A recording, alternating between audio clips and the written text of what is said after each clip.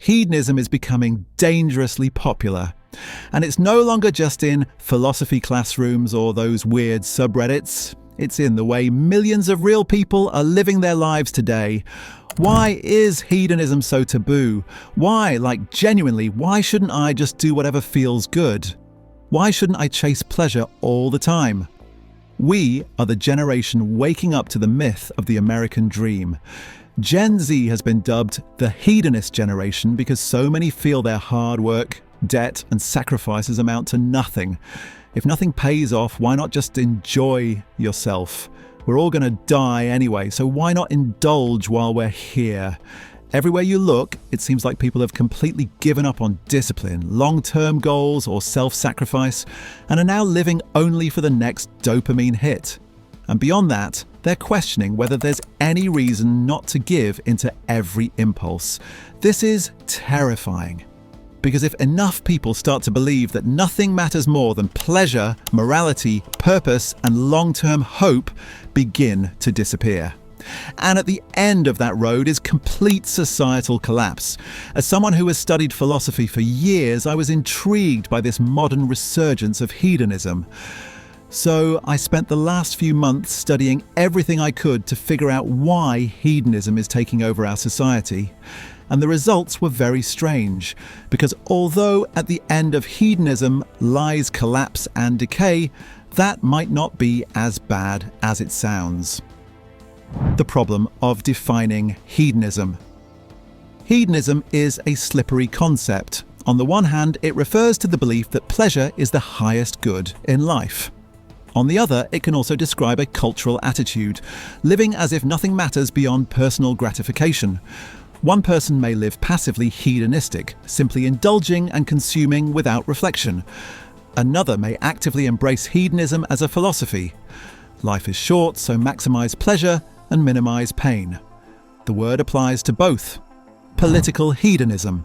Hedonism isn't a political movement per se, but it often characterizes political attitudes that reduce governance to personal benefit and short-term gratification. In the 19th century, critics of certain radical movements labeled them hedonistic, to suggest they were selfish and destructive. Today, modern populism often takes on this flavor.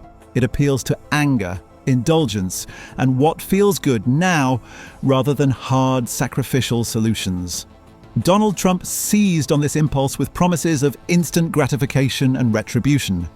Meanwhile, leftist populism also taps into desires for quick fixes and immediate rewards.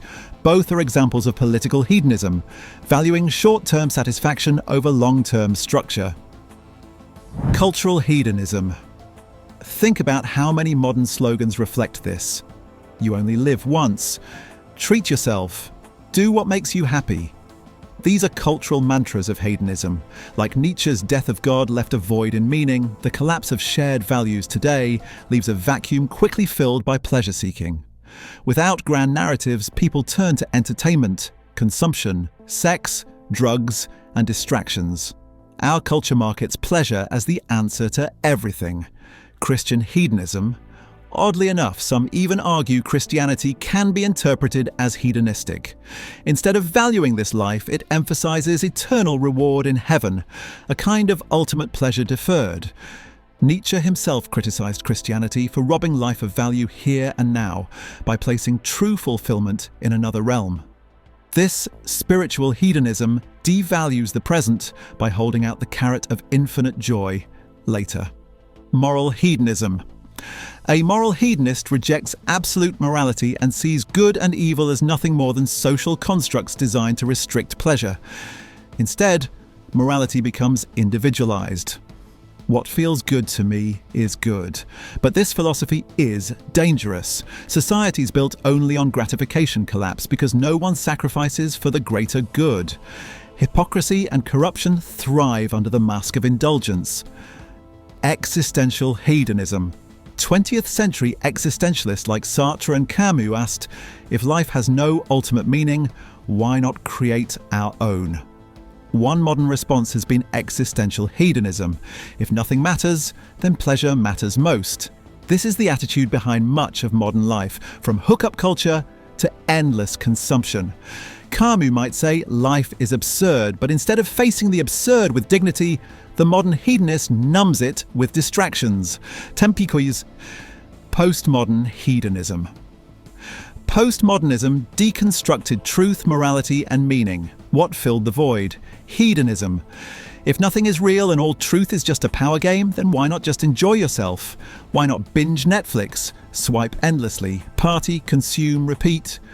Postmodern hedonism embraces meaninglessness with a smile and a cocktail in hand. Optimistic hedonism. A softer version exists, optimistic hedonism. It's the belief that since life has no grand purpose, we may as well find joy in small things. This isn't entirely bad. It's essentially a secularized version of eat, drink, and be merry, but left unchecked, it slides into shallow living. The hedonist abyss. The real danger of hedonism is what Nietzsche called the last man, people who live only for comfort, security, and pleasure. They avoid risk, they numb pain, they chase fleeting joys, but they create nothing of value. As Nietzsche warned, if you gaze into the abyss gazes back into you. When a culture stares too long into hedonism, it becomes hollow. Life shrinks to the size of our appetites. Conclusion. Beyond hedonism. Every philosopher who engaged with hedonism warned against simply surrendering to it. Pleasure isn't evil, but when it becomes the highest value, it erodes everything else. Family, community, sacrifice, growth, even love.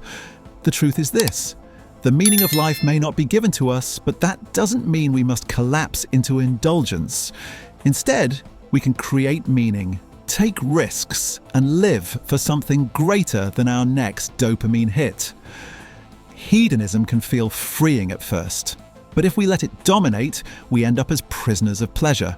So the question for our generation isn't, does anything matter? It's, will we live for more than pleasure?